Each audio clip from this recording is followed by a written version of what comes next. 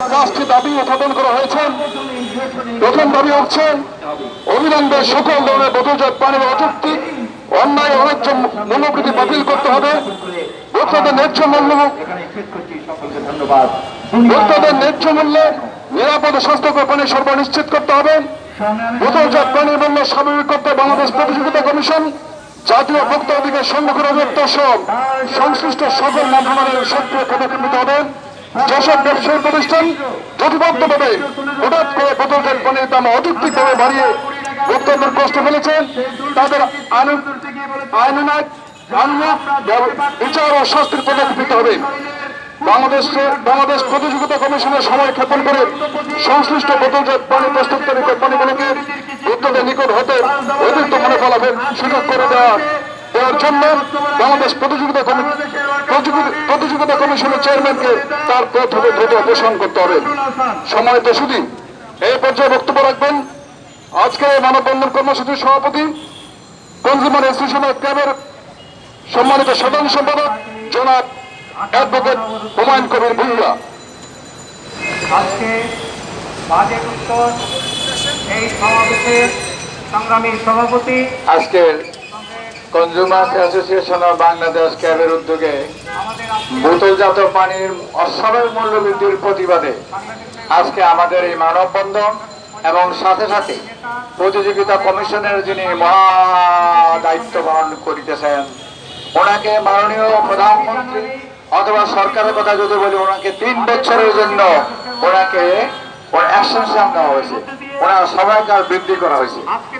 আমরা এই পানি নিয়ে কথা বলতে আমাদের নিজেদেরও খারাপ লাগে।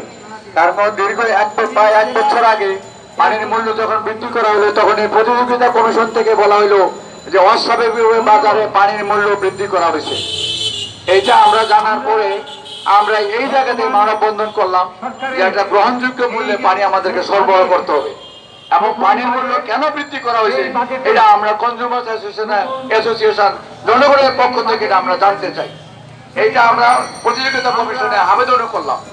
এই আবেদনের পরিপ্রেক্ষিতে আমাদেরকে ডাকা হইল, আমরা সেখানে গেলাম।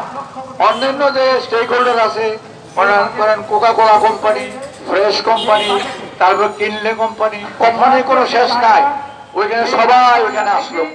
তারপরে সরকারের যেটা প্রতিষ্ঠান আছে, ওয়াসার লোকজন আসলো, শান্তি পানি যারা দেয় তারা আসলো, মুক্তা পানি যারা দেয় সরকারের মিঠা পানি যারা সরবরাহ করে ওনারাও আসলেন। আমরা বললাম, আমরা আমাদের বক্তব্য দিলাম, আমরা বললাম যে এই পানির উপরে এখন 1000 কোটি টাকার ব্যবসা হয়, পানি এখন নিত্য পণ্য পর্যায়ে পড়ছে।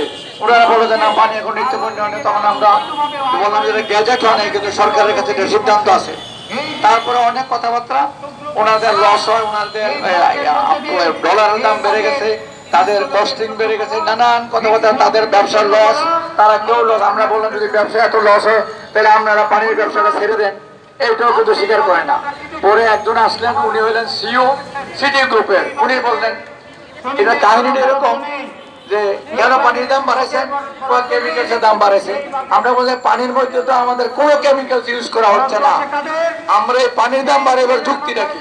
দেখা গেল তারা পানির সাথে সরকারের যে 2টা প্রতিষ্ঠান আছে, একটা হলো শান্তি পানি আর একটা হলো মুক্তা পানি, এইগুলোর যে আয় হয় লাভ হয় সরকার এটা প্রতিবন্ধীদের মধ্যে ডিস্ট্রিবিউশন করে। তো তারাও তো পানির দাম আমরা থেকে কম, তারা কেন কম হয় না আমরা জানি না, আমাদেরটা বাড়া। এ অনেক কথাবার্তা পরে সিদ্ধান্ত আসলো। সিও সাহেব বললেন যে আজকে আমাদের কাছে ডাকা হয়েছে, মনে হচ্ছে যে আমরা হচ্ছে চোর আর কে বলছে দারোগা।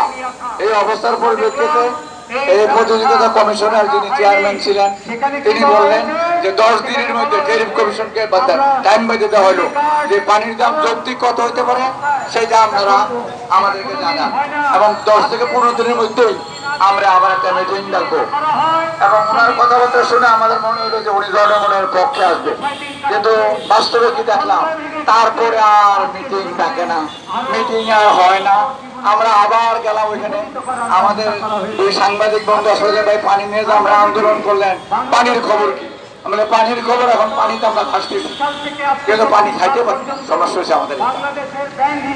সেখানে আবার মিটিং ডাকা হইলো, আমাদেরকে টেকনিক্যালি অ্যাভয়েড করার চেষ্টা করা হচ্ছে। আমরা মিটিংয়ে গেলাম, শুনি যে বড় হুজুর বড় কর্তা আজকে অফিস করতে পারবেন না। তা বললাম যে ভাই এটা আমাদেরকে আগে জানাইতেন, আপনারা কি চাচ্ছেন যে আমরা না আসি বা না সেটা না স্যার তো অন্য মিটিংয়ে চলে গেছে, আপনারা আবার জানাবো। তো এই জানান এই প্রায় 8 থেকে 9 মাস পরে উনি আমাদেরকে জানাইলেন, আমরা গেলাম, আমার সেই একই কায়দা। আবার কি হলো যে একটা টেকনিক্যাল কমিটি করা হোক, এটা টেকনিক্যাল কমিটি করে রাখো, ক্যাব এটার সাথে থাকো, দেখি পানির দাম কত হয়। ঘটনাটা কি বলছেন, উনি প্রথম দিন গরম ভাব দেখাইছে, তার মানে তোমরা আমাকে কিছু ম্যানেজ করতে পারো কিনা দেখো। তারা 1000 কোটি টাকার ব্যবসা করে এখানে ম্যানেজ করা কোনো তাদের কোনো সমস্যা না। সমস্যাটা হলো ক্যাবের জন্য, যে ক্যাব কেন পানির দাম কমাইতে বলে, তাহলে ক্যাবের পানির ইন্ডাস্ট্রি করে নেই কেন, এই ধরনের কথাবার্তা তারা বলে। এই পানির অবস্থা বর্তমানে এই অবস্থার মধ্যে আছে। আমরা যেটা বলছি আর কি, যে ওনারা দিয়ে আমাদের পানির দাম কমানো যাবে না। মুক্তা পানি যেটা আমরা 60 থেকে 60 টাকা দাম, এটা 10 টাকা বিক্রি করলে আমার চলে, কিন্তু তারা সেই পানির 12 টাকা, এবং তারা আরেকটা টেকনিক ইউজ করে বলে দেয় এখানে যে যদি মুক্তা পানি রাখো তাহলে কিন্তু আমি কিনলে অন্য পানিও দিব না এবং অন্য কিছু দিব না। আমরা আরেকটা জিনিস লক্ষ্য করবেন, ওই যেটা রহিম ভাই বললেন, ওই হোটেলে গেলে পরে আমরা একটা হাফ লিটারের পানি নাম দেন, কিন্তু 2 লিটারের পানি দেন, 5 জন একটা 2 লিটারের পানি দেবেন, কারণ 2 লিটারের পানিতে একটু লাভ কম হয়, ছোটোটার মধ্যে লাভ বেশি। এরও সার্বিক অবস্থা পানি। এই পানির যিনি কর্তা, আমরা কনজিউমার অ্যাসোসিয়েশন অফ বাংলাদেশ ক্যাবের পক্ষ থেকে এবং আমাদের যারা সমর্থন করেন, এই আমাদের রোহিণেশ্বর ভাইদের মতো সুশীল সমাজের যারা প্রতিনিধি আছে, তাদেরকে সাথে নিয়ে আমরা একটা দাবি করতে চাই, এই দুর্নীতিবাজ যিনি প্রতিযোগিতা কমিশনের চেয়ারে বসে এবং তার সাথে তারা সহযোগিতা করে, তাদেরকে অবিলম্বে প্রত্যাহার করতে হবে। এবং তাদের বিরুদ্ধে কেন পানির মিটিং 1 বছর লাগলো, এটা কাদের জন্য দেরি হইলো, কারা কারসাজির সাথে জড়িত, তাদেরকে শাস্তির আওতায় আনতে হবে, তাদেরকে শাস্তির আওতায় আনতে হবে। আমরা মাননীয় প্রধানমন্ত্রীর কাছে আমরা আবেদন করছি, তাদেরকে শাস্তির আওতায় আনতে হতো। সরকারের অনেক সহযোগিতা আছে, অনেক অর্জন আছে, অনেক পণ্যের দাম কমছে, কিন্তু সরকারের যে এজেন্সিগুলি আছে সেইগুলি সবসময় কাজ করে না। আমরা বাজারে কি দেখি, একমাত্র বাণিজ্য মন্ত্রণালয়ের অধীনে ভোক্তা অধিদপ্তর ছাড়া আর কেউ বাজারে যায় না। আমরা কৃষি পণ্যের দাম নির্ধারণ করে দিল 27টা, এটা ইমপ্লিমেন্ট হচ্ছে কিনা, এটা বাস্তবায়ন কেউ দেখে না। ওনারা অফিসে বসে নির্ধারণ করে দেওয়া যায় এবং অফিসের বাইরে আর যায় না। সুতরাং আমাদের দাবি হলে যে যারা দুর্নীতিবাজ, যারা সরকারি কর্মকর্তাদের প্রতিপদ, দুর্নীতিবাজের কারণে সরকারের কিন্তু এই যে সুনাম, এটা কিন্তু তলানিতে চলে আসতে যাচ্ছে। সরকারকেও আমরা বলতে চাই, এই দুর্নীতিবাজদের বিরুদ্ধে আপনি সঙ্গ ছাড়েন, আপনি এই দুর্নীতিবাজ ব্যবসায়ীদের সঙ্গ ছাড়েন, আপনি ভোক্তাদের সাথে আছেন, আমরা আপনাদের সাথে আছি।